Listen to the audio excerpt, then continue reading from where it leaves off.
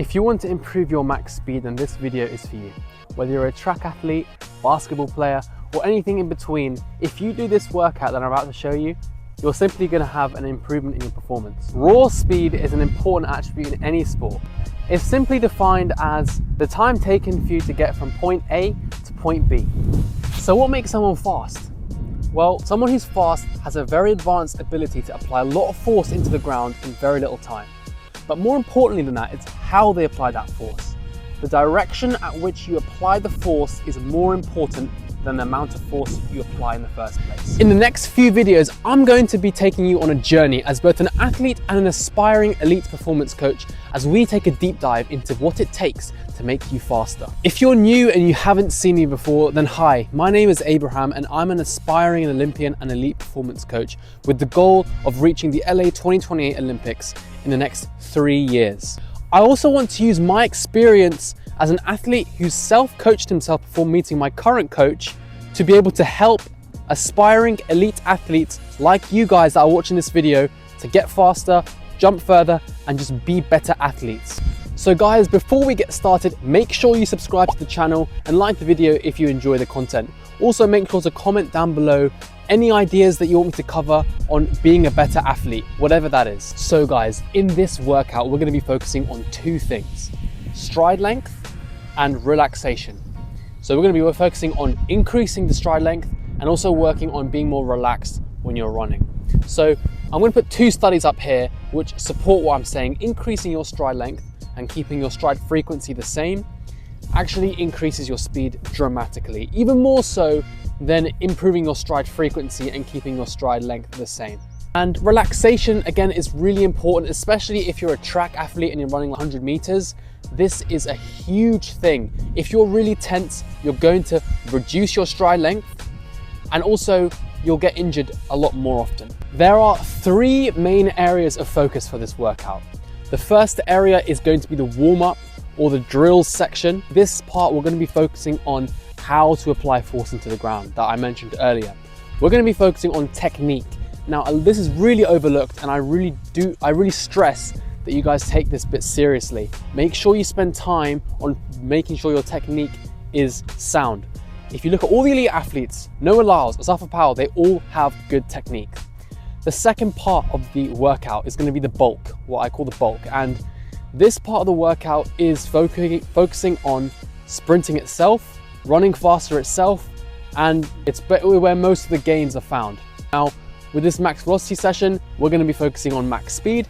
So you're going to be running at about 95 to 100%. The last part of the workout is what I'd say is the least important, but I think if you want to become an elite athlete, it's definitely worth considering, and it's gym or weight training. Me personally, as an athlete myself, I use weight training and I see a great deal of benefit from it, but not every athlete will see this. So do consider it, but it's not essential if you want to become an elite athlete. Before starting this workout, guys, I highly recommend that you do an adequate warm-up before even the drill section. As an athlete myself, I always do at least a jog, stretch, and mobilization routine before my drills. Make sure that I reduce risk of injury and have a better workout in general. If you guys would like, I'm going to be covering a whole warm-up routine in one of my future videos. All right, once you're adequately warmed up, you're going to perform what I call a low leg cycle. Now, a low leg cycle, you rotate your feet or your legs around shin level, so not too high, and you're contacting the ground both underneath your hips and with the ball of your foot. So those are the two key cues that I use. And you're going to do this 2 to 3 times over about 30 meters. So you're going to go 30 meters and you're going to repeat it twice or 3 times. One thing I'd say, don't focus too much on the speed of the movement. Make sure you get the mechanics first. And once you've got the mechanics, then you can start rotating it faster. Also, if you can't go forwards doing this, try maybe doing it on the spot. Sometimes you just have to make sure you get the movement right before you can actually do it going forwards. The next drill that I use for getting faster is the high leg cycle. It's the exact same thing as the drill before, but this time you're going to be rotating your legs around knee level. So you're going to be rotating much higher, which is more close to top end sprinting mechanics. Now, with this drill, the two key cues that I use are maintaining upright posture. So a lot of times, even I had the tendency to lean back. Don't lean back. Make sure that your posture is upright and that you maintain that core position. That's one thing. And the second thing is, again, you want to be striking underneath your hips. You do not want your feet to be going out in front of you. You want to be striking underneath your hips, underneath your center of mass, because that's what you want to be doing when you're sprinting at top end speed. Again, do this 2 to 3 times over 30 meters. The last drill that I'm going to be using in this workout is called low to high cycle. Now, this is very similar to the 2 drills that we did previously, but we're just putting them together. So we've got a low leg cycle. You're going to start off doing a low leg cycle, and then you're going to gradually open out the stride until you're effectively sprinting. So that's the key. Gradually open out that stride. Don't try and force it too much. It should be a gradual increase in your stride length. But then the key thing is as well, make sure you're relaxed. Don't try and force it. If you try and force it, you'll tense up. Just keep relaxed and just trust that your body will do it for you.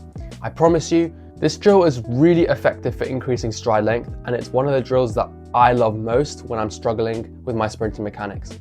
Do it again 2 to 3 times over about 40 meters this time, because this drill will take a bit more space. Two things that I think about when I want to stay relaxed are my jaw and my shoulders. So with my jaw, I let my jaw go loose. If you look at all the top sprinters, I don't know if you guys have watched the Olympics, we'll show the slow-mo of them sprinting, and you'll see their jaw go really loose and just go up and down.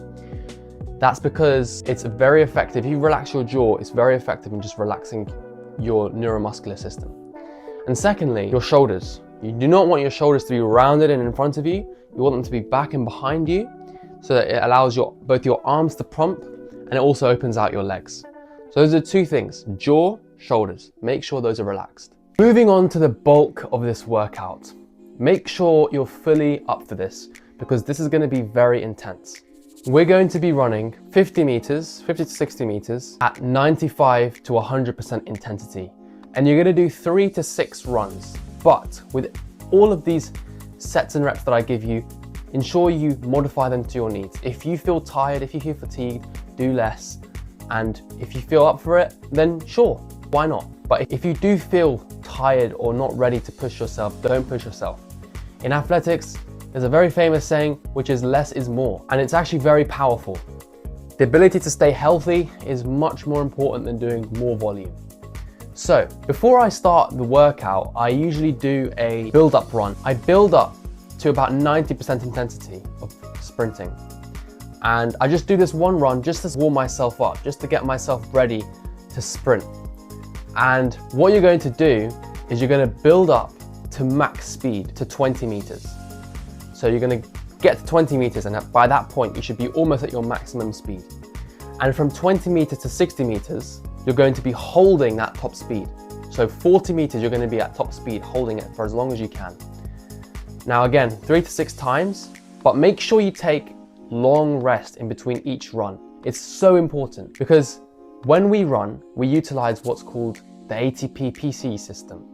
So we're using phosphocreatine stores within our muscles. And we need those stores to replenish themselves after each run. And if they're not replenishing themselves, we're not getting the most out of the workout. So that's really important. Make sure you're taking at least 3 minutes in between each run, if not more. I take around 5 minutes. Another important thing is when you're actually sprinting, make sure that you're thinking about the same things that we were thinking about in the drills, so that the technical aspects of this workout are carried through to the max speed session. Now, this is not easy. I'm going to be honest. This is not easy, especially if you haven't done these drills before or haven't run like this before.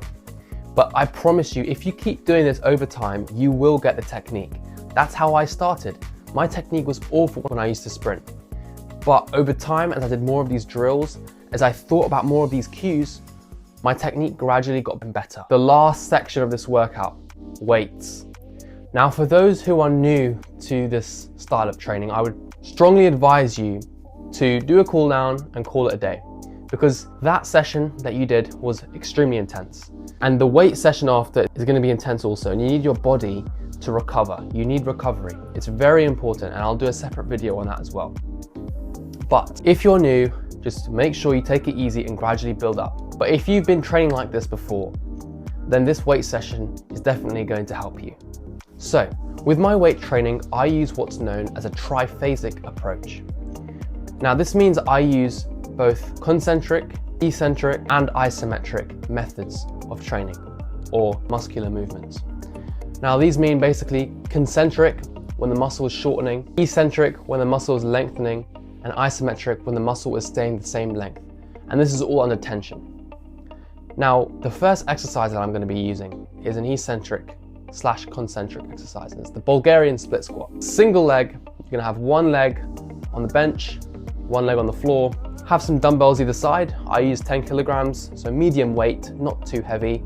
Slow lower down for about 3 to 4 seconds, even 5. Count to 5, up and repeat 8 times each leg.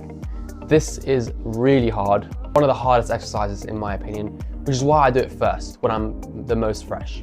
Make sure you do that about 2 to 3 sets for each of these exercises. Again, if you're new, modify it. You don't even have to do 8 reps, modify to your needs. But this is just what I use. Now, the next exercise that I use is the conventional squat. So I do about 80 kilograms, which is about 75% of my 1 rep max. And I recommend about 75% to 80% of your 1 rep max. You can calculate your 1 rep max using Epley's formula, which I'll put on the screen now. But the most important thing is you don't go too heavy.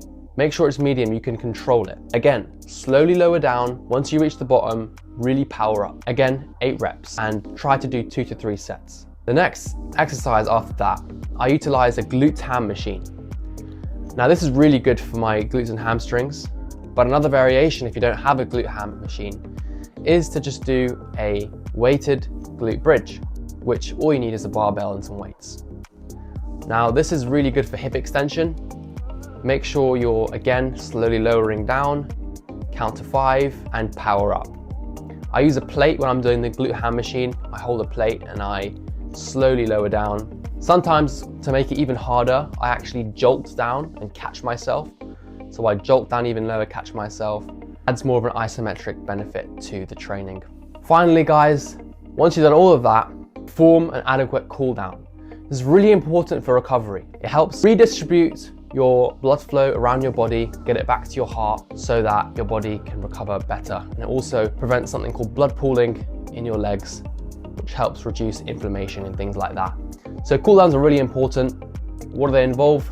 Just a light cycle, a light jog, and a bit of stretching. Again, I'll do another video on that. I will do a warm up and cool down video in the future, so stay tuned for that. But if you've watched the whole video, guys, thank you so much. I'd really appreciate if you guys could subscribe and like the video and comment down below what you guys want me to cover in my next videos. I'm gonna try and post as frequently as I can.